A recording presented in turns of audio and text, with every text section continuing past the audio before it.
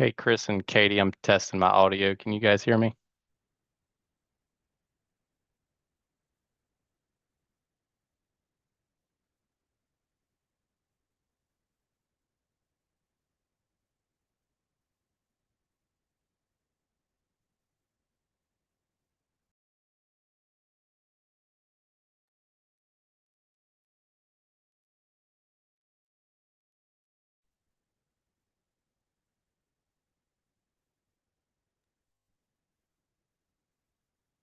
Hi, this is Chris with the Oregon Parks and Recreation Department. For you early birds who are here, we'll get rolling about 5:30. It's about 5 minutes from now.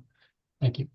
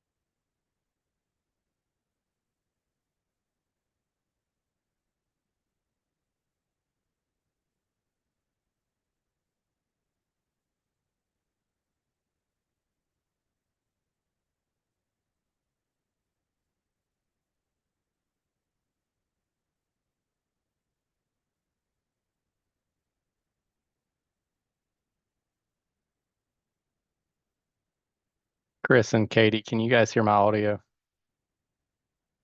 Yes, I can hear it. Okay, perfect.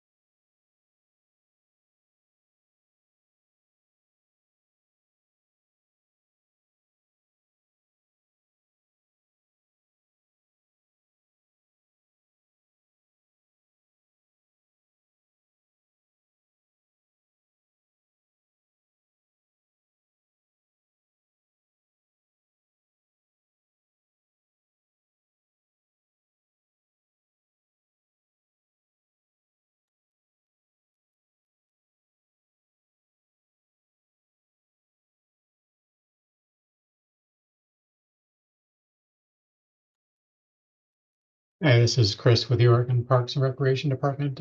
We'll get started shortly, just sorting out some technical stuff and making sure everything is ready. So hang in there. Thank you.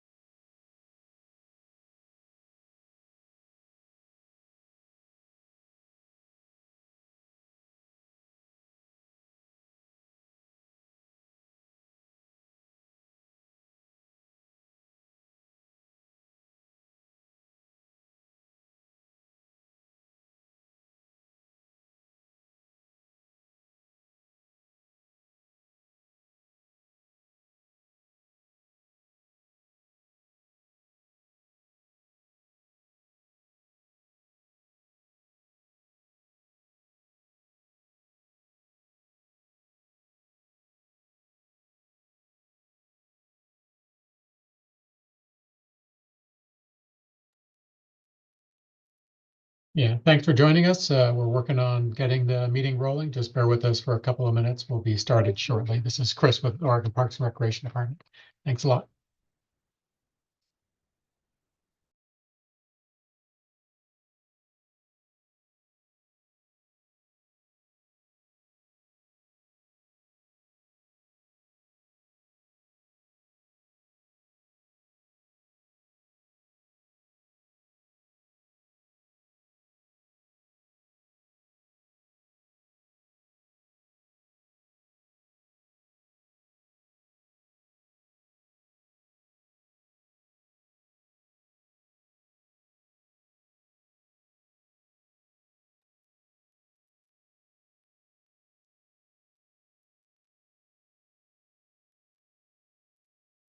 Yeah, thanks for joining us for the hearing this evening. Tyler, if you are ready to go, we see your screen now, and you can swing in and take it away. Sounds good, Chris. Thanks. Can you guys hear me? All right, awesome. Well, let's get kicked off then.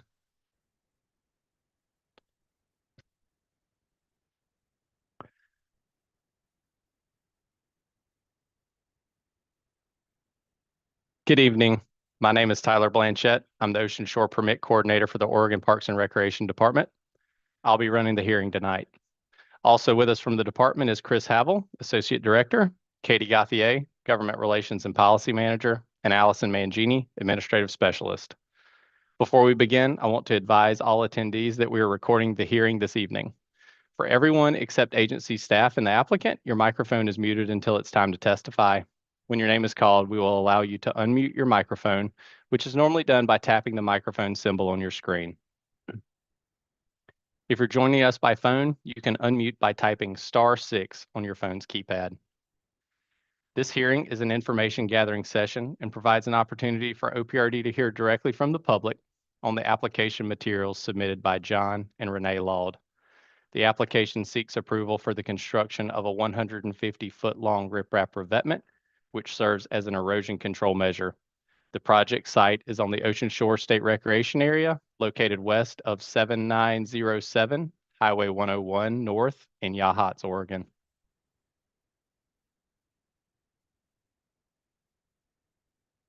Oh, sorry, skipped a slide there. The Oregon Parks and Recreation Department is the agency responsible for administering the state's ocean shore laws, originally adopted in the 1967 Beach Bill. Under these statutory provisions, a permit is required for any construction or alteration located seaward of the statutory vegetation line or the existing line of vegetation, whichever is further landward. The hearing this evening is related to permit application number 3059 and 3061.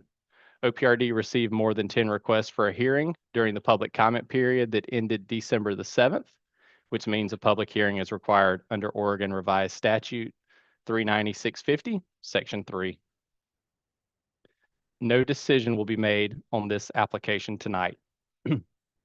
Within 45 days after today's hearing, OPRD will make a permit decision. This decision will include consideration of the posted application materials, public comment received during the public notice in this hearing. The written decision and staff report will be posted on the OPRD Ocean Shore website. The standards for review are contained in Oregon Administrative Rules, Chapter 736, Division 20. OPRD's rules list a number of considerations and criteria that OPRD uses in making a permit decision, including adequate justification for the project to occur on and alter the ocean shore, impacts to other property owners, compliance with statewide planning goals and local comprehensive plans, public opinion received in response to public notice or hearings, availability of reasonable alternatives that would better protect the public rights, avoid long-term costs to the public, or reduce or eliminate the detrimental effects on the ocean shore and its resources. These resources include such things as scenic value, recreation use, beach access, safety, fish and wildlife and their habitats, unique features, and historic, cultural, and archaeological sites. Our hearing procedure for this evening is as follows. First, we will call on the applicant to testify. They will be allotted up to 10 minutes for their testimony. Please type any questions for the applicant into the Q&A section of your Zoom window, and we will read them aloud. The applicant will then choose which questions to answer. Following the applicant's testimony and any typed questions meeting attendees have for the applicant, we will call on those persons wishing to testify. Speakers will be called from the Zoom registration list in the order they registered and be provided up to 3 minutes each to provide verbal testimony. During your testimony, please state any questions as issues of concern for the record. There will be no cross-examination of those testifying or back and forth with the applicant. That said, I may ask questions of those testifying to clarify certain points for the record. OPRD understands that some individuals may not be comfortable with public speaking. It is important for OPRD to hear from you, so we encourage you to use one or both of the following two options. First, provide a brief verbal response tonight. That would include your name and whether you are in support or opposition of the proposal. It is acceptable to then simply tag onto the comments made by another. This can be done simply by stating something like, "My name is blank, and I support the project," and reiterate the comments of this person's testimony. Second, OPRD will accept written testimony from people registered for this meeting until 5 p.m. on January 22nd. Written comments should be submitted by email to oceanshores.permits@oprd.oregon.gov, but can be submitted to my office address, email, or fax number at the OPRD office in Seal Rock. Following testimony, there will be a screen with that information for your use. If you have questions about the permit process, it would be best to pursue those questions outside of this meeting. I will be available next week to answer any questions you might have regarding the permit decision process.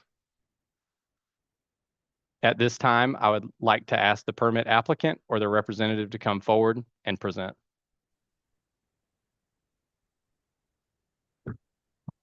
Thanks, Tyler. Appreciate that. Yep.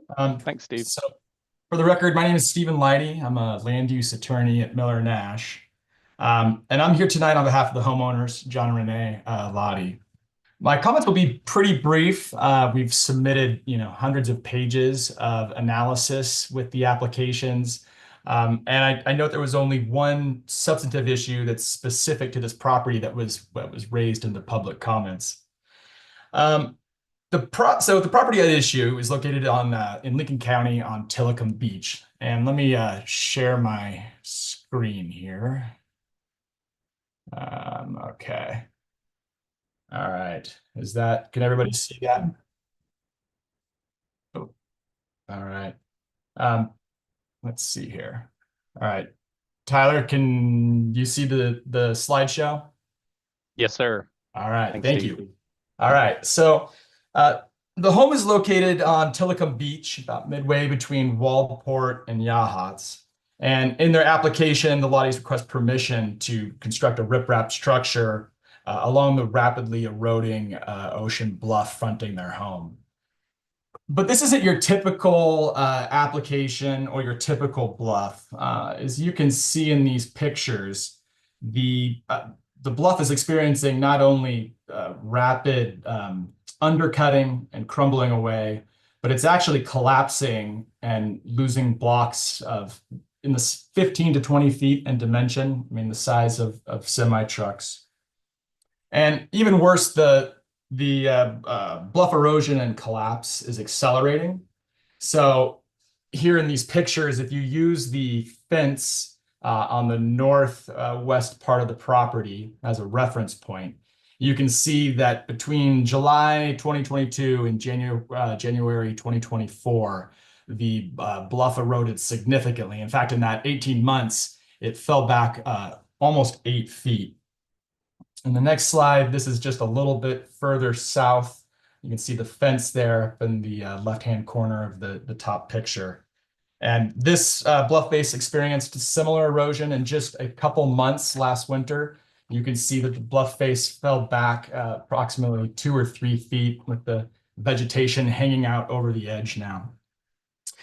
And obviously, this rapid erosion creates a serious threat to the home and structures. But even more important than that looming threat hanging out in the future is the immediate risk it creates for the Lotties, their family, their guests, and also the general public. As in the past, a large block of the bluff 10 to 15 feet in dimension could fall without warning at any time.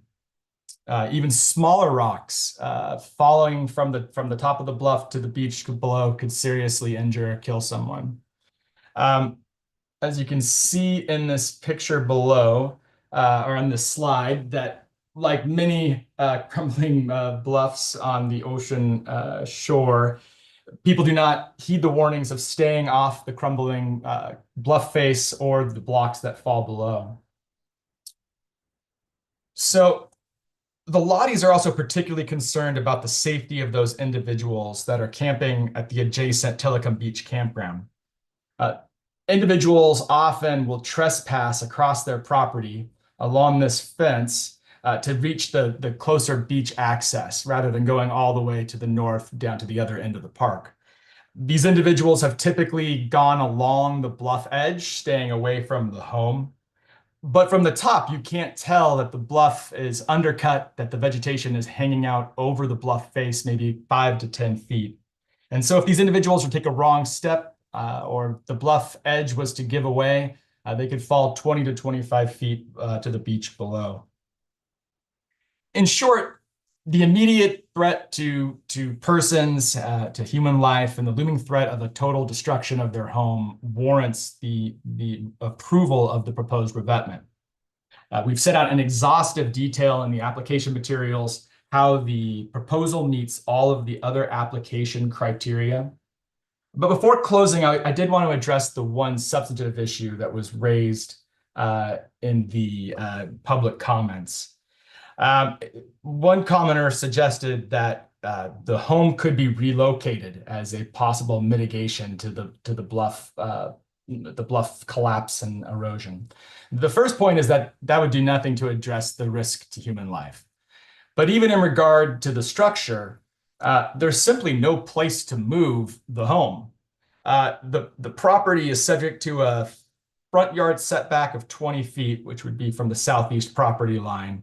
The eastern property line is subject to a 5-yard setback.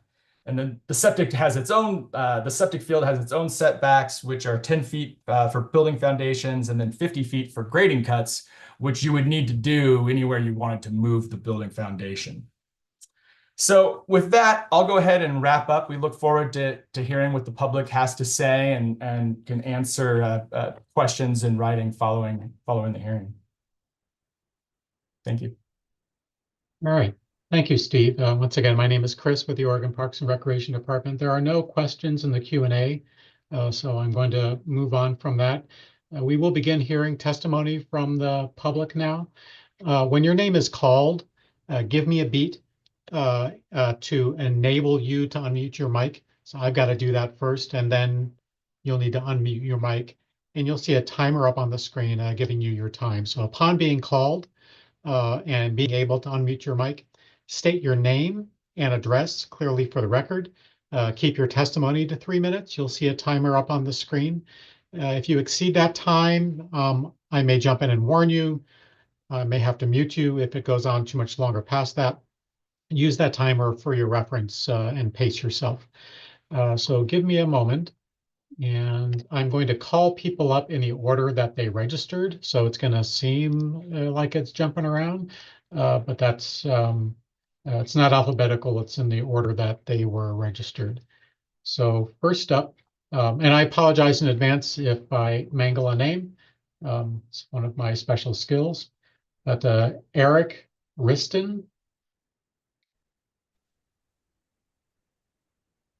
Whoops. There you go.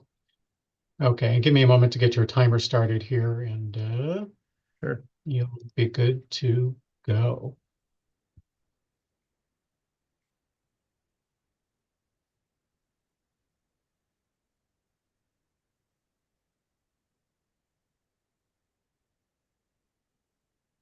Yep. And Zoom is being weird. Sorry about that. Maybe another one here.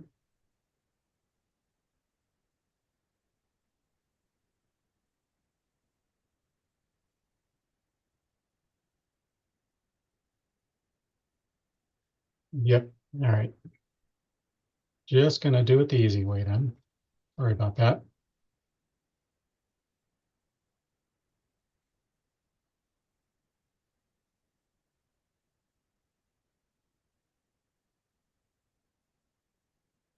Okay, go ahead. Thanks. Eric Riston, 3141 East Burnside Street, Portland, Oregon, 97214. I'm an attorney at Crag Law Center here on behalf of Oregon Shores Conservation Coalition and Surfrider Foundation.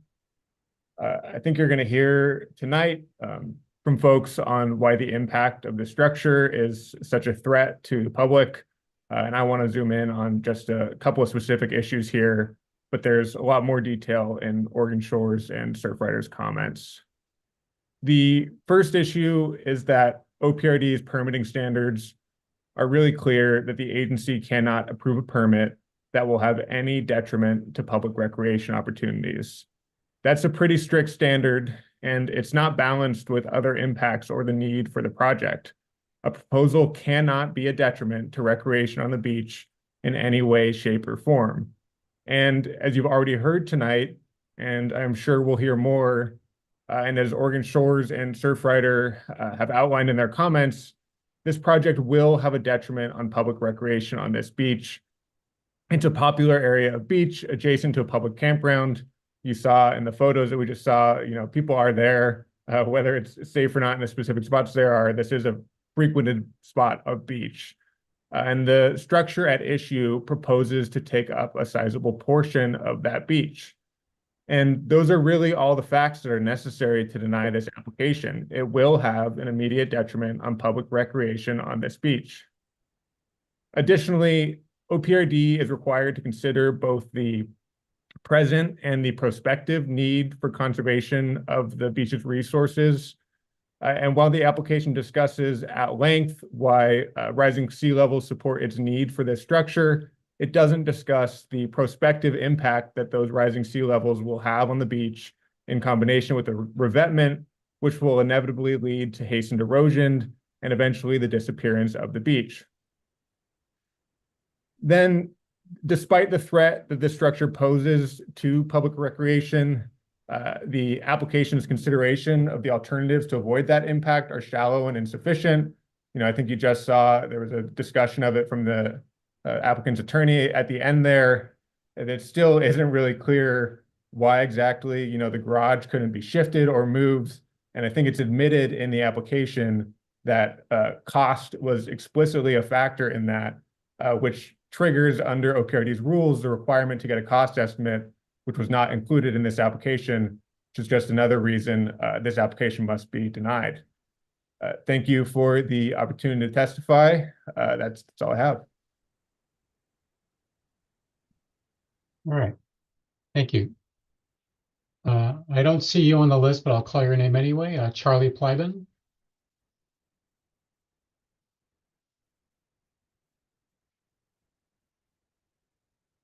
Kaya Hazard. Can you hear me? Sure can. Go ahead. Okay, my name is Kaya Hazard and my address is 80198 Highway 202, Seaside, Oregon, 97138. I'm the Oregon Regional Manager for the Surfrider Foundation, so I'm speaking on behalf of our local members who are residents and recreationists of this area, as well as Surfrider members across the state who love this beach and want to see our coastline protected. Many of these folks requested this hearing so that the voices of this community could be heard. We oppose this application for riprap as it poses a significant negative impact to the public beach and does very little to mitigate it. Surfrider has submitted joint comments with Oregon Shores, just as Eric said, that go in depth on why this application should be denied, so I'll just highlight a couple of points. This is a gorgeous stretch of coastline. It's a gateway into Cape Perpetua, and it's an area that is at risk due to proliferation of armoring. The wildlife habitat, recreation opportunities for residents and tourists alike, and the scenic and inherent value of this beach would all be negatively impacted if riprap is granted in this area. Not only would the footprint of the riprap structure itself encroach on the beach, but over time it would lead to increased erosion in front of the property, eventually leading to the inability to safely cross this area during high tide and at increasingly lower tides. The loss of this beach and access along the shore is as much a safety issue as the erosion of the bluff. This property is nearly 5 acres, much of it lying empty. In 2001, the applicant chose to build a house far too close to the ocean shore, despite their own application stating that erosion of approximately a half-foot per year since 1997 has been observed in this area. There's no doubt that the applicant knew erosion was an issue on their property, yet they chose to build in what is designated as a very high active hazard zone for coastal erosion, according to a 2007 report. They're now seeing the consequences of those actions. They could have sited the house in an area safe from erosion of the bluff, and this is still an option. However, the application summarily dismisses relocation and fails to provide a cost estimate as is required. Riprap won't hold back the Pacific Ocean in the end, and it will destroy the beach in the meantime. Relocation is the only long-term solution and must be properly considered under these circumstances. So despite the applicant claiming that a denial would be unfair and inconsistent with OPRD's past practice, this is simply not true. OPRD would not be departing from past practice, but rather applying the regulations to this specific set of facts. I appreciate the opportunity to speak tonight, and I urge OPRD to uphold state policy and deny this application for riprap in the interest of the public beach and all those who use it and hope to enjoy it well into the future. Thank you. Thank you. Vince Papalardo.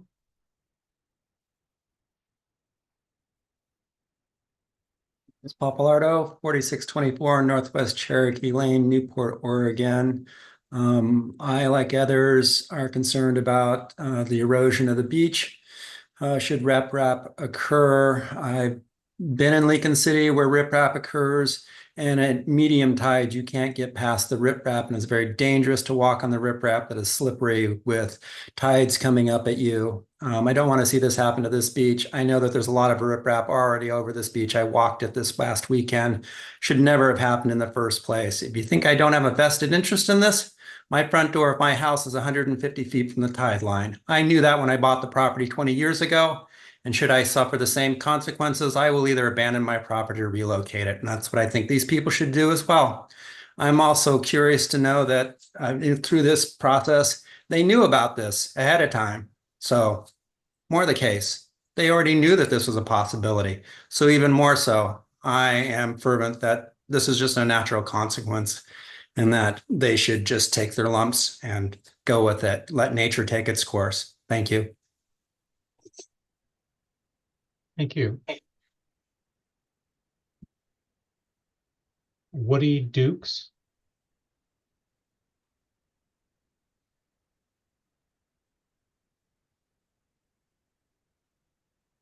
You'll need to unmute your mic there, Woody, please.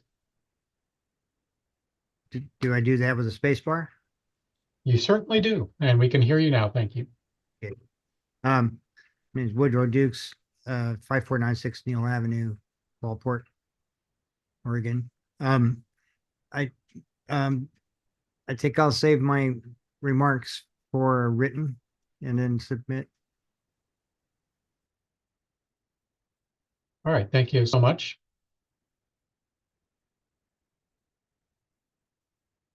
Next, Marnie Roddick.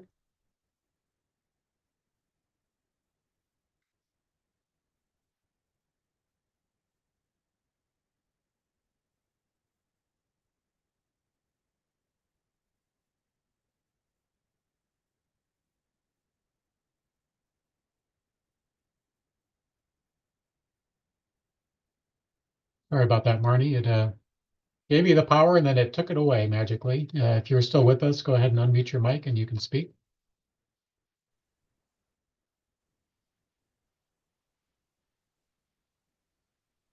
Yep, I do see your mic is unmuted, but we can't hear you yet.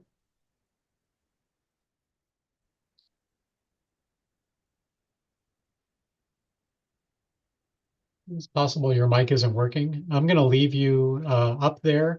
We'll move on to the next person, give you a chance to sort your mic out, maybe. Next up, we have Samuel Valenti.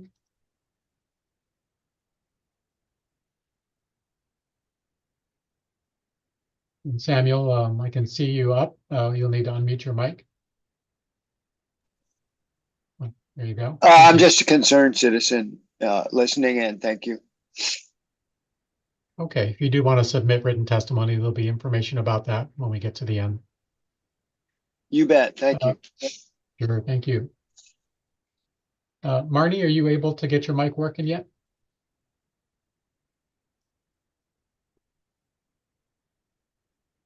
All right, we will come back to you, don't worry. Sarah Ogren or Ogren, Hey, are you able to hear me? we certainly can. Okay, perfect. My name is Sarah Ogren, 4624 Northwest Cherokee Lane in Newport. And I am a member or a resident of Agate Beach. Also, I am a member of the Newport Surf Rider chapter, and I am opposed to placing riprap on Tillicum Beach. I have been down and viewed the proposed site, and I do believe that riprap would endanger both the adjoining state park to the north and other properties surrounding the area. So we know that riprap causes narrowing of beaches in two different ways, by altering the sand accumulation on the beach and also by displacing the wave action on the beach. So eventually, by diverting that wave action, the already eroding cliff would be further eroded on the sides of the riprap, and it would eventually consume the riprap. It also narrows the beach by not allowing the natural sand supply to accumulate throughout the year. So this is a beautiful open facing beach. We know that this erosion pattern is common throughout the county. Safety measures do get put in place for people who are on the beach and using it for recreation. But we do know in places where riprap has been put, the beach has been narrowed. And then, at high tide, you cannot pass. At low tide, it might be barely passable. So currently, we have 362 miles of Oregon shoreline where people can recreate. Our coastline is already at risk because of changes due to sea level rise, increased storm surge, and climate change. And so, what we want to do are put in place long-term solutions and not temporary solutions that are going to harm our beaches in the long run. And I think that's the most important thing here. Thank you. Thank you. Dorothea Derrickson.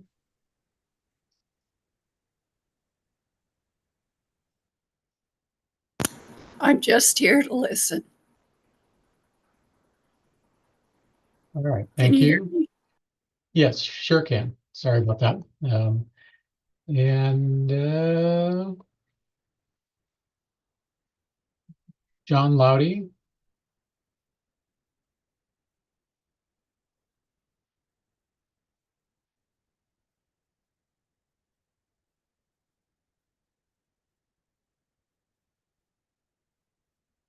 See, you're able to, but your mic is muted. If you don't need to offer testimony, I know you're the applicant. We will move on.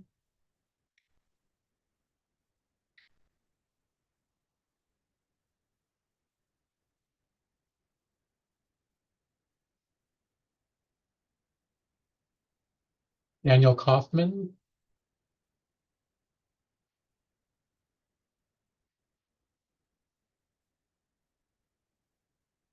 Dan, you are able to speak, but you'll need to unmute your mic.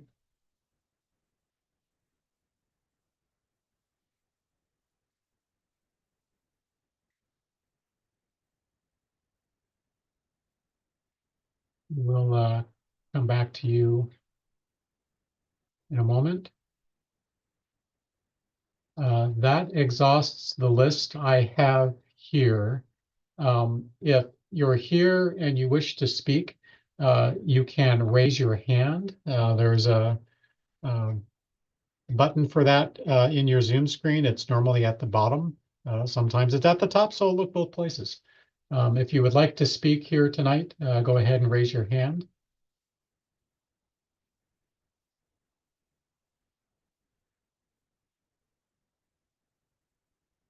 All right, seeing none.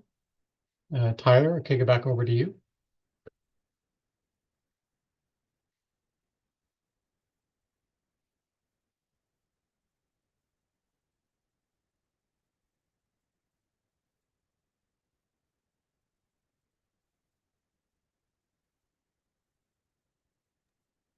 Thanks, Chris.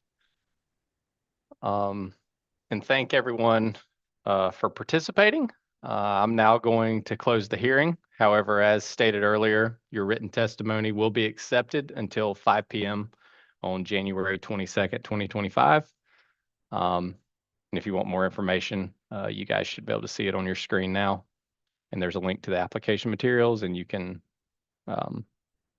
email or mail your written testimony to the address on your screen. Thanks so much.